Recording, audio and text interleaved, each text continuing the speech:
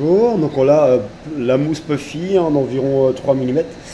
Donc on tourne à une très très bonne vitesse, autour de 780-800 points minute. Alors les petits déchets de mousse qu'on voit ici, avec un décapeur thermique, si le support le permet bien sûr, là c'est le cas, pas sur du polyester qui va brûler. Mais là on peut voir que la mousse va se rétracter, dès qu'on a un petit coup de décapeur thermique, la mousse va se rétracter. Ce qu'on s'aperçoit ici, ce qu'on fait rarement sur les machines classiques, on est très très près du bord ici. Cette partie n'est pas du tout facile à broder parce qu'on est en pente ici, c'est-à-dire qu'on n'arrive pas à avoir une application parfaite du tissu de la casquette sur la plaque à aiguille. Voilà. Et le risque c'est que l'aiguille soit encore notamment dans le tissu lorsque le cadre autorise une rotation ou une avancée ou un recul. Également le pied presseur ici, il ne va pas rester en appui ici quand l'aiguille va commencer à remonter. Il sera déjà levé parce qu'on a affaire à une machine avec un pied presseur électronique, c'est-à-dire qu'on va lui indiquer la hauteur du pied presseur sur lequel il appuie. On voit ici que la mousse n'est pas du tout abîmée, c'est-à-dire que le pied presseur n'a pas écraser la mousse. Donc on n'a aucun intérêt à ce que la mousse soit écrasée si on veut donner du volume à nos lettres. Alors voilà, on va régler sur le pupitre, je vous montrerai comment l'épaisseur de la mousse, on va régler à quelle hauteur doit venir appuyer le pied presseur. Pourquoi? Le risque c'est que le pied presseur soit encore en appui très fort quand l'aiguille remonte en accrochant le fil. Je vous rappelle que le fil est accroché dans le chat de l'aiguille. Et dans ce cas-là, vous vous trouvez à entendre des bruits bizarres, tac, tac, tac, ça tire dessus et vous pouvez casser des aiguilles comme ça. C'est-à-dire qu'une aiguille remonte avec un fil accroché, mais on a le pied presseur qui appuie toujours. Donc la matière ne peut pas remonter parce que le pied presseur appuie. Voilà, donc ici, on va régler sur une mousse de 3 mm, on va régler ici la valeur de 3 mm en épaisseur du pied presseur.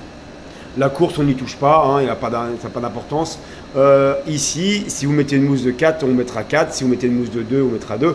Si vous travaillez sur un tapis d'équitation, on pourra aussi, tapis de selle, couverture d'équitation, on pourra aussi travailler très vite, car on indiquera l'épaisseur au pied presseur. L'épaisseur appuyée, si vous travaillez sur quelque chose de très molletonné, vous appuyez dessus et vous regardez quelle épaisseur ça fait. D'accord ? Et ça va permettre d'avoir un résultat très satisfaisant.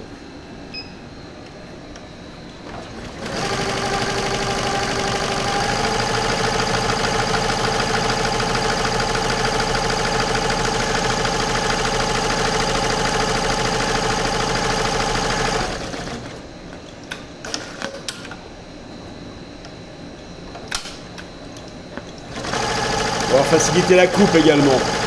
Parfois, quand on a des épaisseurs fortes, la coupe elle est difficile. Et là, on va faciliter. Donc, le pied presseur électronique est disponible sur les monotêtes type BC1501. Voilà, c'est ce type-là, on le reconnaît facilement. C'est avec un bras suspendu. Comme déjà sur les 4 têtes qu'on avait ici, où on a un bras suspendu. On a maintenant sur ces monotêtes aussi un bras suspendu. On vend aussi, on vend toujours l'ancien modèle, il n'y a pas de souci, rassurez-vous.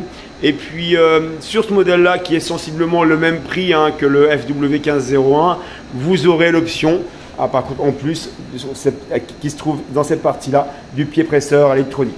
Donc ce modèle-là, vous le trouvez avec et sans pied presseur électronique. Si vous êtes en pied presseur classique, ça revient, on se retrouve dans les mêmes conditions que les machines classiques d'avant, la FW1501, sauf qu'on a une zone de broderie un peu plus grande de 510 par 400.